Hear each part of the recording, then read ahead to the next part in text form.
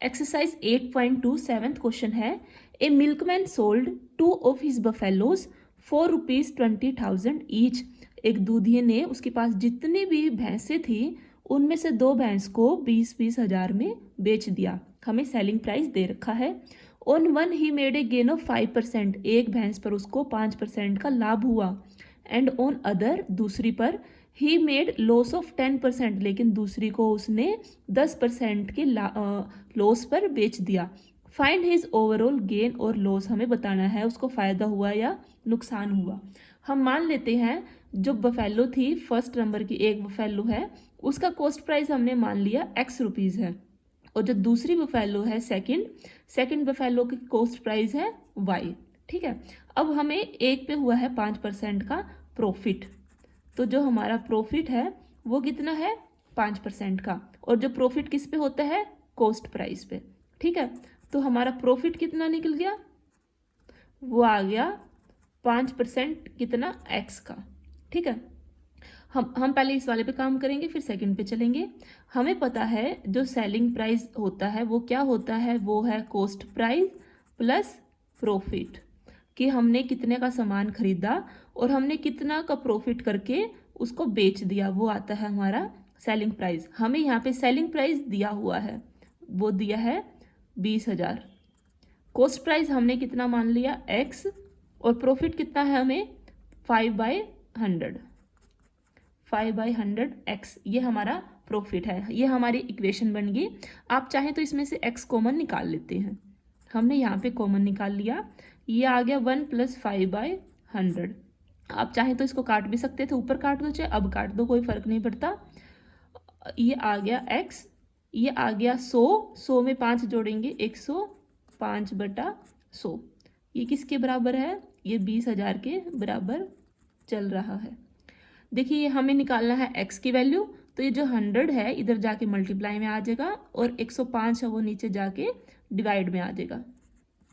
20,000 multiply में 100 divide में 105, ये आ गई X की वैल्यू।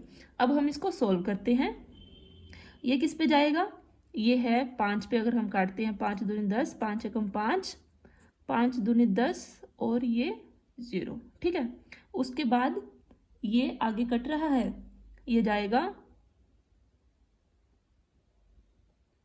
चलो अब हम इसको सोल्व कर लेंगे।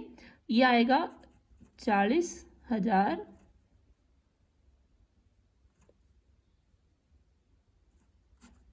डिवाइडेड बाय 21,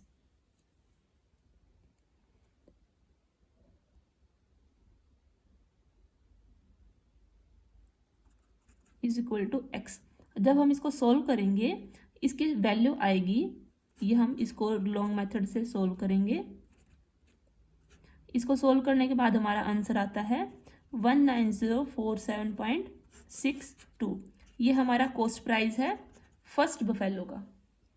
ये हमारा कॉस्ट प्राइस आ गया 19047.62। हमारा सेलिंग प्राइस था 20,000 का। ठीक है, अब हम दूसरे वाले बफेलो पे काम करेंगे। इसमें हमें हुआ है लॉस, कितना हुआ है 10% का। और जो लॉस किस पे होता है, वो हमेशा होता है कॉस्ट प्राइस पर। 10% मल्टीप्लाई में कॉस्ट कितनी है उसकी Y, ये आ गया Y/10। ठीक है, ये इसका लॉस आ गया। अब सेलिंग प्राइस क्या होता है, कॉस्ट प्राइस प्लस या माइनस हमें प्रॉफिट हुआ है या लॉस हुआ है। इस केस में हमें लॉस हुआ है, तो एक कॉस्ट प्राइस माइनस लॉस। ठीक है, सेलिंग प्राइस हमें दिया हुआ है 20,000 इज इक्वल टू कॉस्ट कितनी है हमने Y मान ली, माइनस लॉस कितना है Y/10। इसमें से Y कॉमन आ गया, यह आ गया 9/10। इसको हम सोल्व करेंगे, ये सामने है हमारा 20,000। तो Y की क्या वैल्यू आएगी, Y की वैल्यू आती है इसमें 222.22। ठीक है, ये Y की वैल्यू ये आ जाती है। तो जो हमारा कॉस्ट प्राइस है सेकंड बफेलो का, वो आ गया 22222/22। ठीक है, ये हमारा फर्स्ट बफेलो का कॉस्ट प्राइस था, ये हमारा सेकंड का है। हम दोनों को जोड़ के देखते हैं कि हमें फ़ायदा हुआ है या नुकसान हुआ है। हमने दोनों का कॉस्ट प्राइस जोड़ दिया, x प्लस वाई हमने जोड़ा, जोड़ने के बाद आता है ये 41,269.84, 22,000 और ये 19,000, ये जोड़ने के बाद ये आ गया। और हमारा दोनों का सेलिंग प्राइस कितना था, वो आ गया 20,000 और उसका भी है 20,000, ये आ गया 40,000। हमें प्रॉफिट हुआ या लॉस हुआ, देखिए दोनों का कॉस्ट प्राइस है 41,000, सेलिंग प्राइस है 40,000, तो हमें इसमें लॉस होता है। और लॉस कितना हुआ, ये हम माइनस कर लेंगे, ये आ जाएगा 1269.84 रुपीज़, ये हमें इसमें लॉस हुआ है।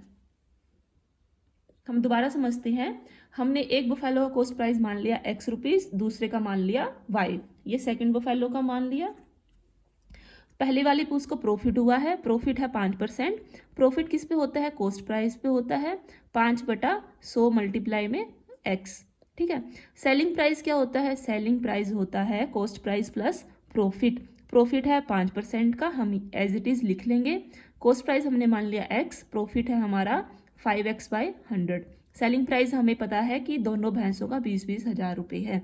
हमने इसको सोल्व किया, सोल्व करने के बाद x की वैल्यू आ गई 19047 रुपीज़, ये हमारा फर्स्ट बफेलो का कॉस्ट प्राइस हो गया। सेलिंग प्राइस था इसका 20,000, ठीक है। हम दूसरे पे काम करेंगे, हमें हुआ लॉस, लॉस है 10% का।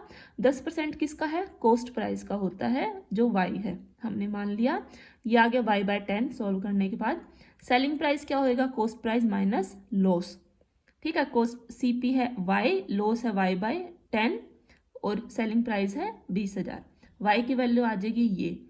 अब हमें देखना है कि दोनों कॉस्ट प्राइस को हमने जोड़ लिया, जोड़ने के बाद हमारा आंसर आ गया 41,269.84। ये उसकी खरीद इतनी थी और उसने बेची है 40,000 पे। देखिए 41,000 को उसने खरीदा था, 40,000 को उसने बेच दिया, तो उसको 1200 करीब 70 रुपये के आसपास उसको लॉस हो गया।